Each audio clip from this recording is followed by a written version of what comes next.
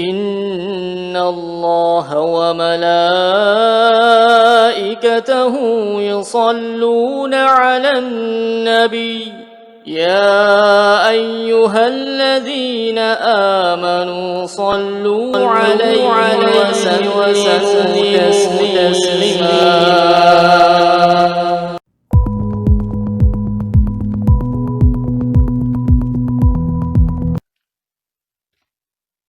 Jamaah sekalian, sahabat sekalian yang dimuliakan Allah Subhanahu wa Ta'ala. Kemudian sikap yang berikutnya di dalam menghadapi musibah ini, sikap seorang mukmin yang selanjutnya adalah kita berikhtiar dan bertawakal kepada Allah Subhanahu wa Ta'ala. Kita ikhtiar, kita berusaha menjalankan apa yang sudah disampaikan oleh ahli-ahli kesehatan terkait dengan wabah virus ini. Apa-apa yang harus dihindari, apa-apa yang harus dilakukan dalam rangka agar kita tidak terkena virus ini. Maka apa yang disarankan, apa yang sudah dipesankan, tentunya kita lakukan sebagai bagian dari ikhtiar kita. Dan itulah sikap yang dicontohkan oleh syariat. Itulah sikap yang telah dianjurkan oleh Rasulullah Sallallahu Alaihi Wasallam. Dan itulah sikap yang telah dilakukan oleh para sahabat radhiyallahu anhu. Rasulullah SAW dalam sebuah hadis mengatakan, "Idza sami'tumut ta'un bi ardin fala tadkhuluha wa idza waqa'a bi ardin wa antum fiha fala takhruju minha." Kata Rasulullah SAW, apabila kalian mendengar wabah penyakit ta'un di satu negeri, di satu daerah, fala tadkhuluha, maka jangan kalian masuk ke dalamnya. Rasulullah SAW melarang kita masuk ke daerah yang ada tersebar wabah di sana, penyakit ta'un di sana. Kemudian kata Rasulullah SAW, wa idza waqa'a bi ardin, dan apabila terjadi wabah itu di satu daerah, wa antum fiha, dan kalian ada di daerah tersebut, kalian ada di negeri tersebut, fala takhruju minha, maka kalian jangan keluar darinya. Jadi sesungguhnya konsep lockdown yang sangat terkenal akhir-akhir ini, sesungguhnya di dalam hadis sudah dijelaskan oleh Rasulullah Sallallahu Alaihi Wasallam. Ketika ada satu wabah di satu negeri, maka orang-orang yang ada di dalamnya jangan keluar. Sebaliknya, orang-orang yang dari luar dianjurkan agar tidak masuk. Kemudian juga di dalam hadis yang lain, Rasulullah SAW menganjurkan agar memisahkan unta-unta yang berpenyakit dengan unta-unta yang sehat, agar dipisahkan. Inilah bagian dari ikhtiar kita, ikhtiar yang dianjurkan di dalam syariat. Juga ikhtiar yang telah dilakukan oleh para sahabat. Dikisahkan di dalam sebuah riwayat bahwa Khalifah Umar radhiyallahu anhu, ketika sedang dalam perjalanan ke daerah Syam, dan daerah Syam ketika itu tengah ditimpa wabah penyakit, maka kemudian Khalifah Umar di tengah perjalanan kemudian membatalkan untuk masuk ke daerah Syam ketika beliau dinasihati oleh sahabat Abdurrahman bin Auf dengan hadis yang tadi, anjuran agar jangan masuk ke daerah yang ada wabah di sana. Kemudian Umar memutuskan untuk tidak jadi masuk ke daerah Syam, kembali ke Madinah. Sempat ditegur oleh sahabat yang lain, Ubaidah ibn Jarrah kalau tidak salah, ditegur, apakah engkau wahai khalifah lari dari takdir Allah? Kemudian Khalifah Umar menjawab, aku lari dari takdir Allah menuju takdir Allah. Inilah bagian dari ikhtiar yang memang disyariatkan. Ya, bagian dari ikhtiar yang memang telah dipesankan oleh Rasulullah sallallahu alaihi wasallam dan telah diajarkan oleh para sahabat. Di dalam hadis lain juga kita akan menemukan hadis-hadis yang lain. Di antaranya ada hadis dari hadis yang mengatakan firra minal majdhum firaruka minal asad. Larilah kamu dari penyakit kusta sebagaimana engkau lari dari singa. Memang hadis ini kemudian di dalam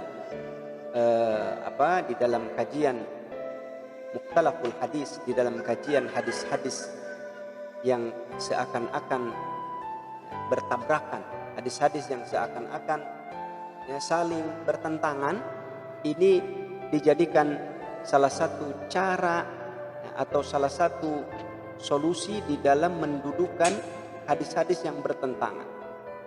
Jadi dalam kajian ilmu mustalahil hadis ada bagian yang disebut dengan mukhtalaful hadis, hadis-hadis yang bertentangan.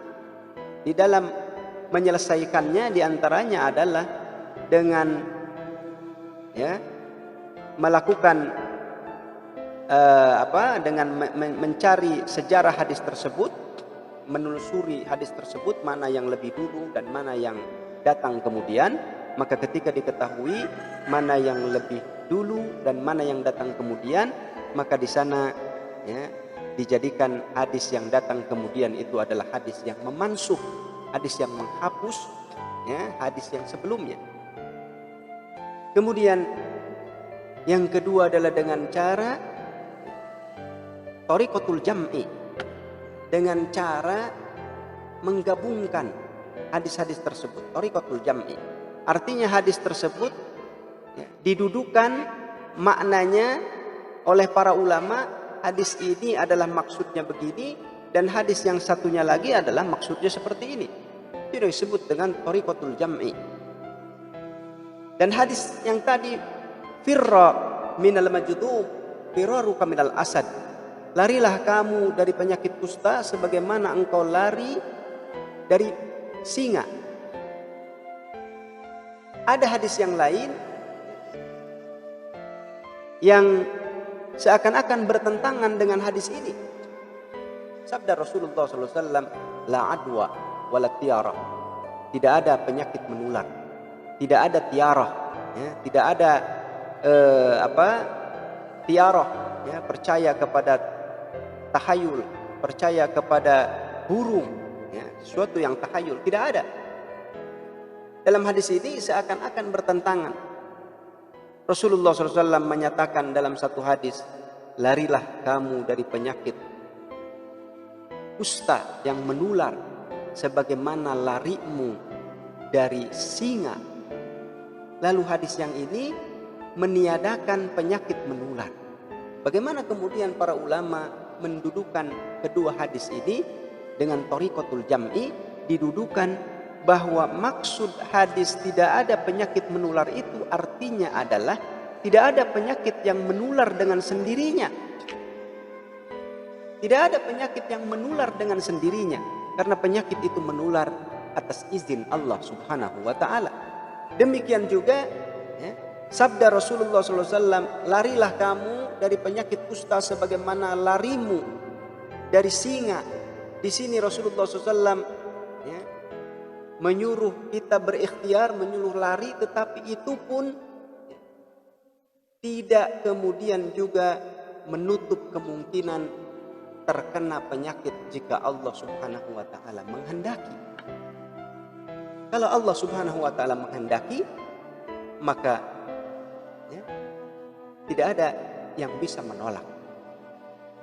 Maka sahabat sekalian yang dimuliakan Allah Subhanahu wa taala, sekali lagi berikhtiar disertai dengan tawakal kepada Allah Subhanahu wa taala adalah sikap yang harus dimiliki, yang harus ditanamkan dalam diri orang-orang yang beriman di dalam menghadapi musibah seperti ini. Kemudian yang berikutnya, sikap yang berikutnya di dalam menghadapi musibah ini adalah tentunya dengan cara bersabar dan berdoa kepada Allah Subhanahu wa taala. Ketika Allah Subhanahu wa taala tadi di dalam ayat Iyyaka na'budu wa iyyaka nasta'in, hanya kepadamu kami beribadah dan hanya kepadamu kami minta pertolongan, bahwa ibadah di antara bagiannya adalah doa, memohon pertolongan kepada Allah Subhanahu wa taala. Bahkan di dalam hadis dinyatakan ad-du'a huwal ibadah. Doa itu adalah ibadah. Ad-du'a mukhul ibadah. Doa itu adalah sumsumnya ibadah. Jadi berdoa adalah bagian dari ibadah itu sendiri. Di dalam doa ada tadarru, ada ketundukan. Di dalam doa ada penyerahan diri yang total kepada Allah Subhanahu wa taala. Di dalam doa seorang hamba menyadari kelemahan dirinya. Di dalam doa seorang hamba menyadari bahwa hanya Allah Subhanahu wa taala tempat bergantung, tempat berlindung. Allahus Samad. Allah tempat meminta, Allah tempat bergantung. Wa idza sa'alta fas'alillah. Apabila engkau meminta, maka mintalah kepada Allah. Wa idza sta'anta fasta'in billah. Dan apabila kamu minta pertolongan, maka minta pertolonganlah kepada Allah. Lalu bagaimana kita meminta pertolongan kepada Allah Subhanahu wa taala? Bagaimana kita isti'anah kepada Allah? Di dalam surat Al-Baqarah ayat 40-an Allah Subhanahu wa taala berfirman, "Wasta'inu bis-sabri was-shalah wa innaha lakabiratun illa 'alal khashi'in." Dan minta tolonglah kalian dengan kesabaran dan dengan salat, dan sesungguhnya salat itu terasa berat kecuali kepada orang-orang yang khusyuk. Minta pertolongan, isti'anah kepada Allah dengan kesabaran dan dengan sholat. Dan ini juga dalam redaksi ayat lain, kemudian Allah Subhanahu wa taala juga berfirman, "Ya ayyuhalladzina amanu ista'inu bis-sabri was-shalah, innallaha ma'as sabirin." Wahai orang-orang yang beriman, minta tolonglah kalian dengan sabar dan dengan sholat. Sesungguhnya Allah mencintai orang-orang yang sabar. Ayat ini juga masih terdapat dalam surat Al-Baqarah ayat 153. Kalau ayat yang tadi yang pertama adalah ayat di surat Al-Baqarah ayat 40-an, 47 atau 48. Sedangkan ayat yang berikutnya yang redaksinya hampir sama terdapat dalam surat Al-Baqarah ayat 153. Dua hal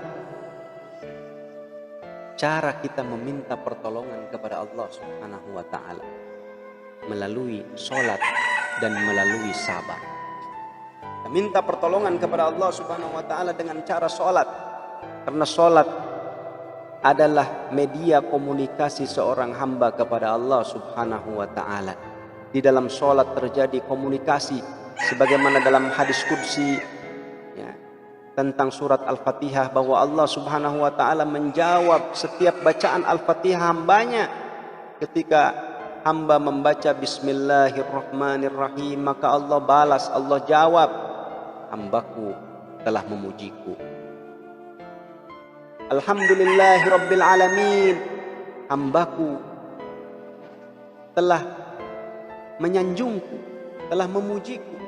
Hamadani abdi. Dan seterusnya dan seterusnya. Terjadi dialog di dalam sholat. Dan ibadah sholat, sahabat sekalian yang dimuliakan Allah Subhanahu wa taala, ibadah yang diwajibkan oleh Allah Subhanahu wa taala bukan hanya dengan melalui ayat-ayat Al-Quran, tetapi ibadah sholat, ibadah yang diwajibkan oleh Allah Subhanahu wa taala langsung ketika Allah Subhanahu wa taala mengundang Rasulullah sallallahu alaihi wasallam dalam peristiwa Isra Mi'raj. Inilah yang menjadikan ibadah salat berbeda dengan ibadah-ibadah lainnya. Jika ibadah-ibadah lainnya diwajibkan melalui turun ayat, tapi ibadah salat diwajibkan oleh Allah Subhanahu wa taala dengan diundang langsung Rasulullah sallallahu alaihi wasallam dalam peristiwa Isra Mi'raj. Bertemu Rasulullah sallallahu alaihi wasallam dengan Allah Subhanahu wa taala, dan kemudian Allah Subhanahu wa taala mewajibkan ibadah salat ini sebagai oleh-oleh, sebagai hadiah yang dibawa oleh Rasulullah SAW untuk umatnya. Seakan-akan Allah Subhanahu wa taala berpesan, sekarang engkau mi'raj, naik bertemu dengan Allah Subhanahu wa taala, tapi ini tentu tidak akan berlangsung terus. Namun pertemuan dengan Allah Subhanahu wa taala akan terus bisa dilakukan oleh engkau dan oleh umatmu, yaitu dengan media sholat. Sehingga Rasulullah SAW di dalam sebuah hadis disebutkan, ketika Rasulullah SAW mendapatkan satu masalah yang besar, maka Rasulullah SAW segera sholat 2 rakaat. Rasulullah SAW dengan sholatnya merasakan ketenangan. Dengan sholatnya Rasulullah SAW menjadikannya media refreshing, menjadikannya media beristirahat dari kepenatan dunia, menjadikannya sebagai media di dalam menyelesaikan masalah-masalah besar. Oleh karena itu, sahabat sekalian yang dimuliakan Allah Subhanahu wa taala, kita minta pertolongan kepada Allah Subhanahu wa taala dengan sholat. Allahu Akbar. Di dalam sholat kita membesarkan Allah Subhanahu wa ta'ala. Mari kita besarkan Allah Subhanahu wa ta'ala. Dalam kondisi suasana seperti ini, kita besarkan Allah Subhanahu wa ta'ala, agar di dalam hati ini yang besar hanyalah Allah Subhanahu wa ta'ala. Ketika kita membesarkan Allah Subhanahu wa ta'ala, maka yang besar-besar yang ada dalam hati kita menyingkir, hanya ada Allah yang besar. Berhentilah kita membesar-besarkan corona, membesar-besarkan COVID-19. Berhenti kita membesar-besarkan itu. Kita besarkan Allah Subhanahu wa ta'ala. Inilah yang pertama, meminta pertolongan dengan sholat. Kemudian yang kedua, meminta pertolongan dengan cara sabar. Kita minta pertolongan kepada Allah Subhanahu wa ta'ala dengan cara kita bersabar. Kata para ulama, sabar itu ada sabar di dalam ketaatan, sabar di dalam meninggalkan maksiat, sabar di dalam mendapatkan musibah. Juga Ibnu Qayyim rahimahullah mengatakan tentang sabar itu, kata Ibnu Qayyim, sabar itu ada sabar as-sabru lillah, sabar karena Allah. As-sabru billah, sabar dengan Allah. As-sabru ma'allah, sabar bersama Allah. Insya Allah dengan cara kita meminta pertolongan kepada Allah melalui sabar, Allah akan menolong kita. Dengan kesabaran kita menjadi kuat, dengan kesabaran kita menjadi berdaya. Jangan kita maknai sabar itu sebagaimana dipahami sabar itu adalah pasrah, sabar itu adalah menerima apa adanya. Bukan itu makna sabar. Sekali-kali lagi, pasrah bukan makna sabar. Tetapi sabar itu adalah satu seni di dalam diri, satu seni mengelola hidup di dalam menghadapi masalah-masalah. Kesabaran barangkali bisa kita katakan sebagai kecerdasan emosional. Orang yang sabar adalah orang yang cerdas emosi. Dia mampu menghadapi suasana-suasana sulit.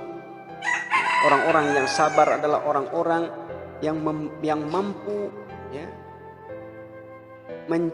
mampu mengolah seni di dalam menghadapi masalah-masalah besar. Dengan kesabaran, Allah Subhanahu wa Ta'ala tentunya akan menolong orang-orang yang sabar. Innallaha ma'as sabirin. Sesungguhnya Allah beserta dengan orang-orang yang sabar. Sahabat yang dimuliakan Allah Subhanahu wa Ta'ala, inilah barangkali pesan-pesan terkait dengan apa yang harus dimiliki oleh seorang yang mukmin, seorang yang beriman dalam menghadapi musibah menimpa kita sekarang. Pertama adalah dengan cara meningkatkan keimanan, meyakini bahwa apa yang terjadi ini adalah atas izin Allah Subhanahu wa Ta'ala. Kemudian yang kedua, menjadikannya sebagai media muhasabah, media yang mengevaluasi diri. Ada banyak hikmah yang bisa kita temukan, yang bisa kita dapatkan di dalam musibah-musibah yang terjadi ini. Salah satunya adalah di antara hikmah Allah Subhanahu wa Ta'ala yang mendatangkan musibah ini adalah agar kita mendekat kepada Allah Subhanahu wa Ta'ala, agar kita kembali kepada Allah Subhanahu wa Ta'ala. Kemudian yang ketiga adalah sikap kita berikhtiar dan bertawakal kepada Allah Subhanahu wa Ta'ala. Ikhtiar itu adalah bagian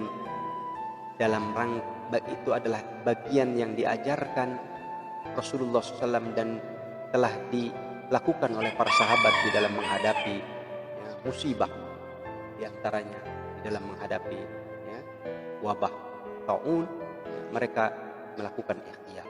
Kemudian yang keempat adalah dengan sabar dan berdoa, meminta pertolongan kepada Allah Subhanahu wa Ta'ala.